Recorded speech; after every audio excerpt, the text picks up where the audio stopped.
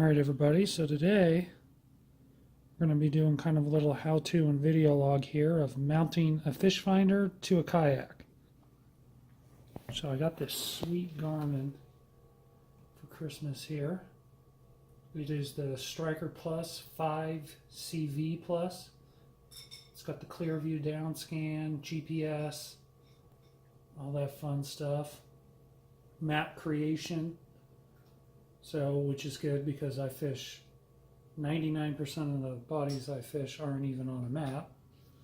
So a lot of the pre-made maps do me no good, but this one you can actually create your own maps and depth charts.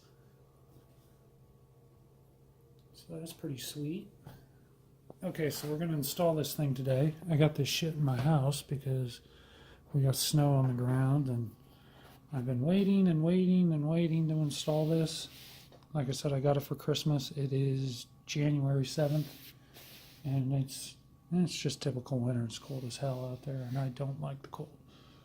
So, to install one of these things, you don't need a cat, despite what it looks like right now. They are not required, and honestly, they're not that much of a help either.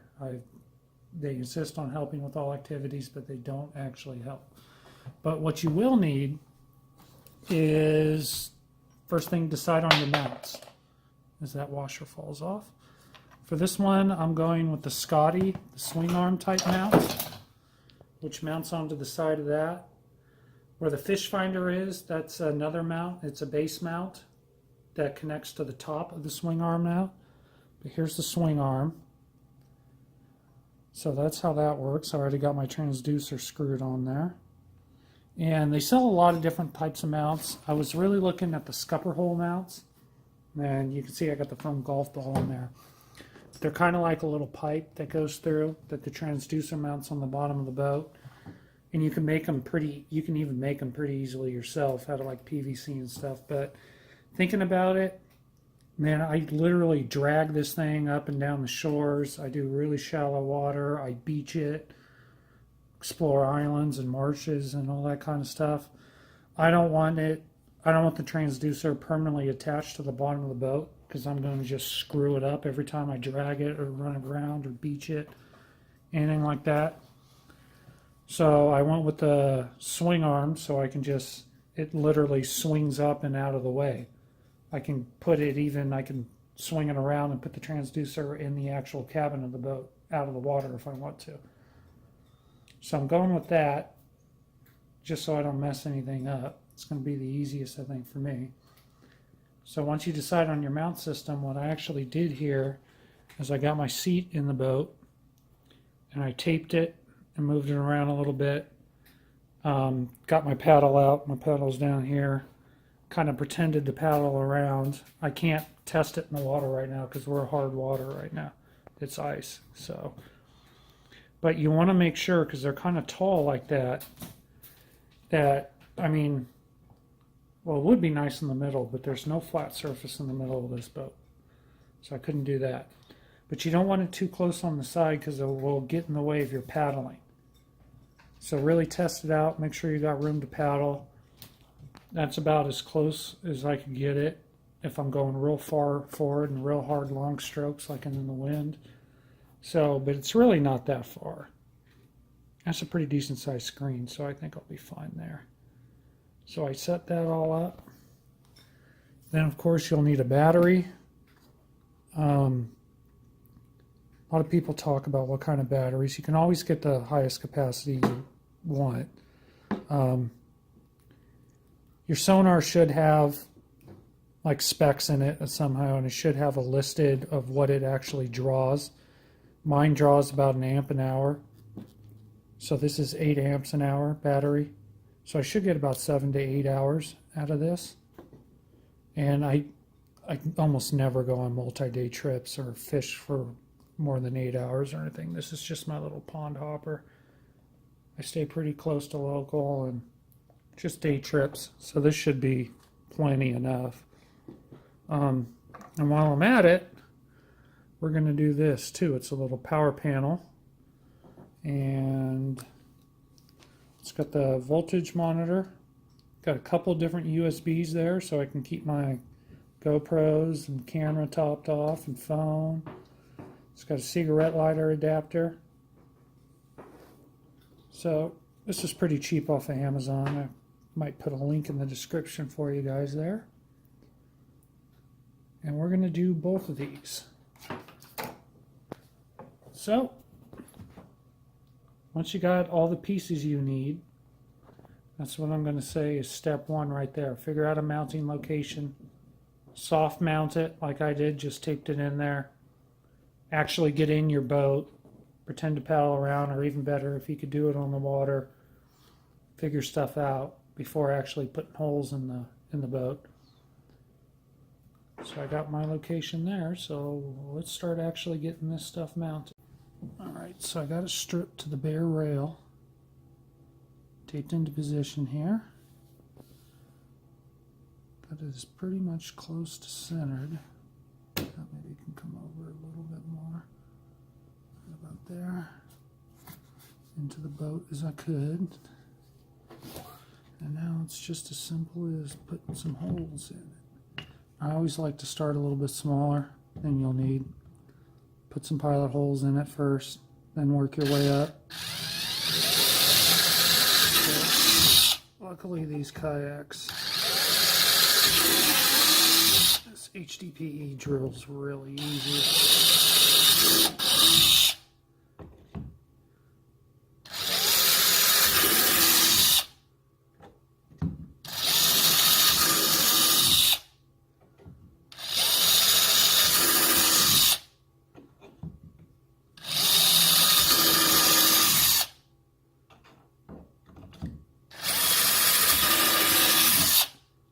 Alright, like that. Once you get your pilot holes drilled like that, you can probably take the whole thing off. And then go with your final size for the bolts you have for this. And then it's as simple as bolting it down. Okay, so I got all my holes drilled out big enough. The next step is actually going to be mounting this thing. I'm going to have to reach my arm up inside through there like that. They make Wells nuts that you don't have to do anything with, but they're not nearly as secure. So if you can, at all costs, use a standard nut and bolt.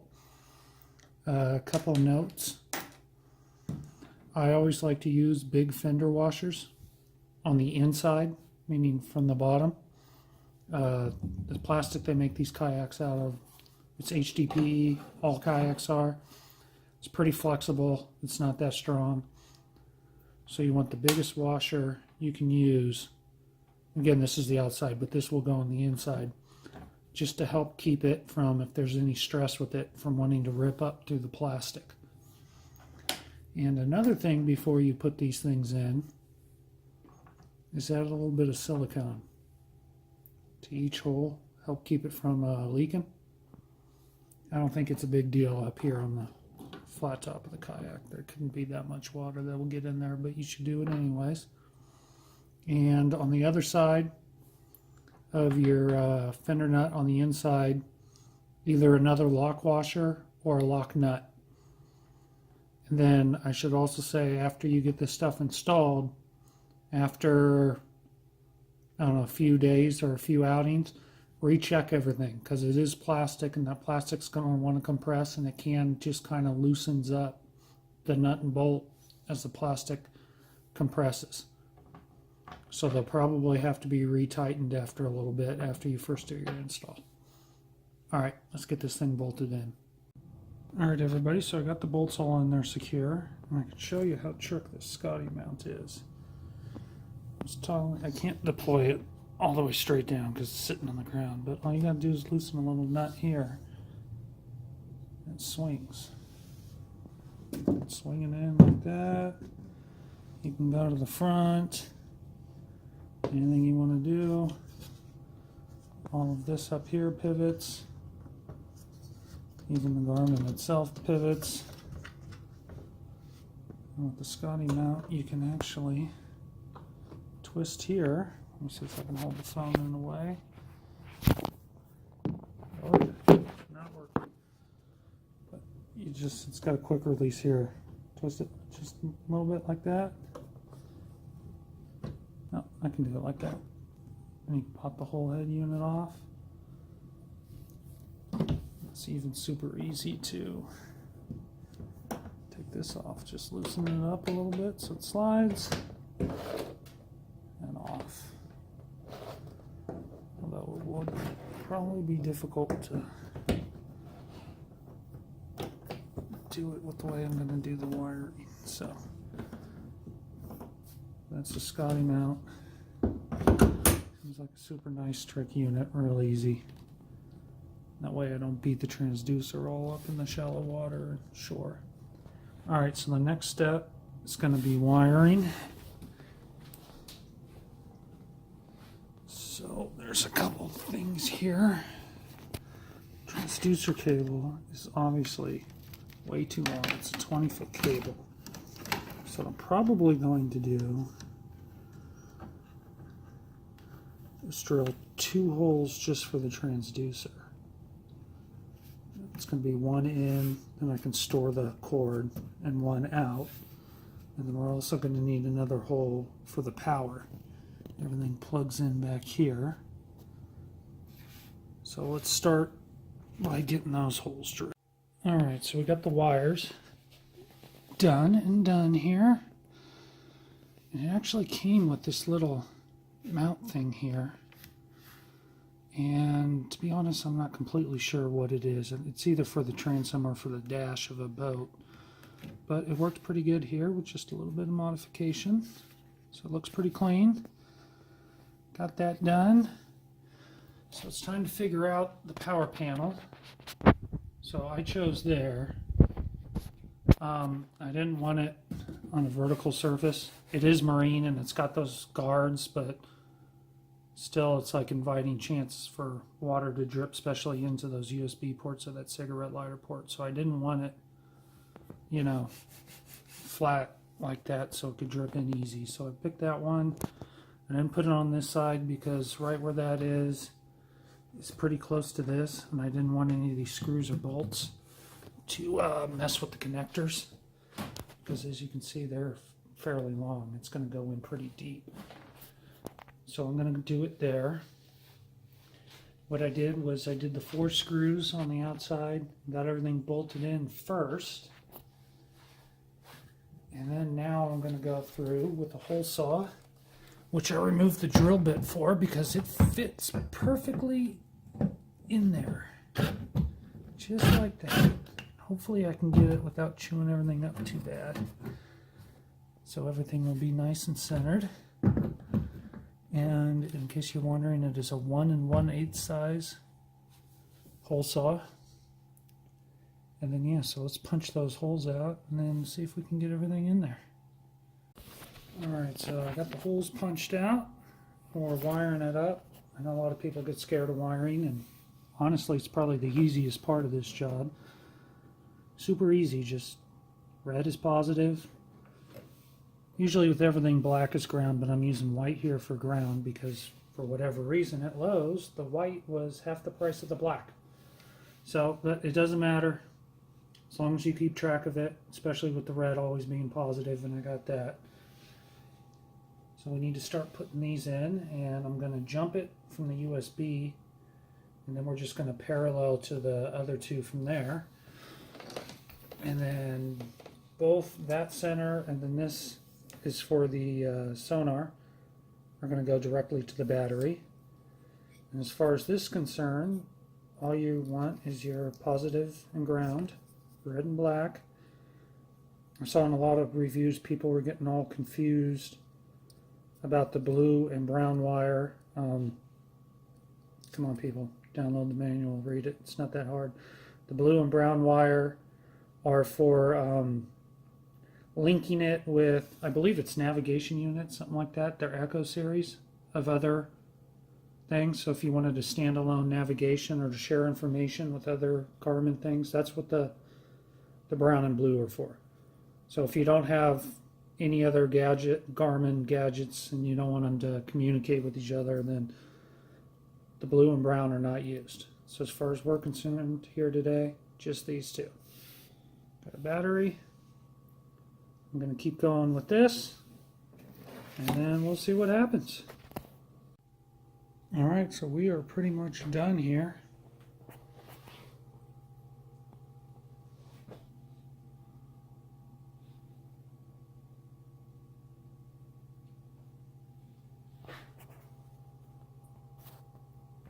See, everything looks good. Play with it a little bit here. Put it in simulator.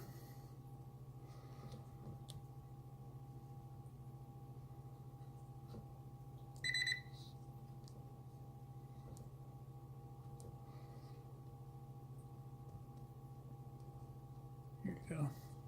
Here will be all three.